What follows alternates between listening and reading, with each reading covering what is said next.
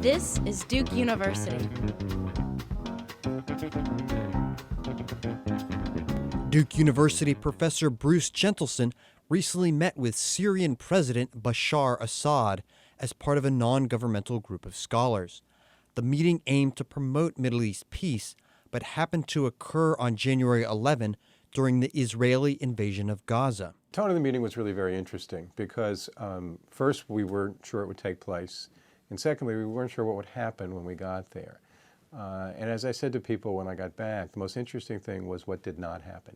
He did not spend even a significant part of the meeting on Gaza.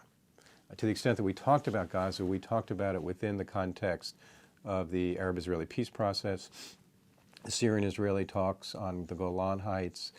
But the message was very clear that there's a strong interest in at least exploring improved relations with the United States.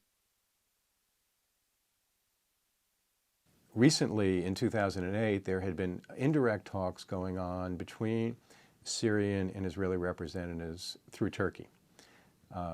Some would say it's because the Bush administration wasn't really playing an active diplomatic role.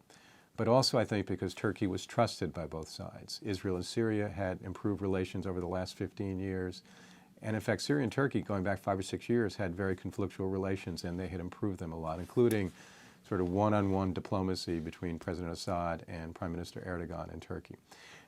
So we asked, actually it was one of the questions that I asked him, I said, President Assad, again, Gaza's going, assuming Gaza gets to the point where there's a ceasefire and a degree of stability, would you resume the negotiations with Israel over the Golan? Because some people had been saying you can never have peace.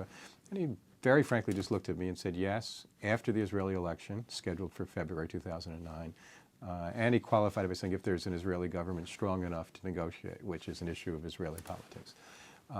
That wasn't a given, that answer. He could have fudged and said, talk to me when Gaza's settled. But again, I think he wanted to send the message. At the same time, as part of that, some people have worried, are they trying to go around the United States by working through Turkey? And we've quoted him in our report in which we've said that he talked about this is not instead of, but in addition to and leading up to a U.S. role. His terms for the United States was, we see you as, and this was a quote, the arbiter of incidents and the guarantor of agreements. There's no question that they have been an adversary of ours. There have been many things that they've done and allowed to be done that have not been in our interests or the interests of our friends and allies in the region. The question on our minds is we know where Syria has been and maybe still is. The question is where might they move to? And so on Iran, there was a sense of this as an alliance of convenience, that they had a lot of shared interests. He even said, you all had your axis of evil. Syria never actually made it formally into the axis of evil, but they were sort of a runner-up, right? As in, the enemy of my enemy can be my friend.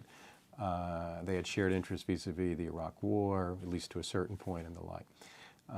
My own impression was that in an alliance of convenience, there could be leverage points. I was asked the question when I came back by someone, does that mean, they used the term, could we flip Syria from Iran? I said, no, that's not how it works. But could we loosen that relationship in ways that help us both directly and indirectly with Iran? My answer is, I can't say for sure, but I think that's definitely worth probing. I think settling the Syrian-Israeli issues in the Golan Heights is one. I think in these next stages of Iraq, as the U.S. seeks to begin the withdrawal in a responsible way and do it in a way that maintains regional containment, keeping other countries out, but and internal stability, that we work with Syria as well as other neighbors on that issue as a second issue.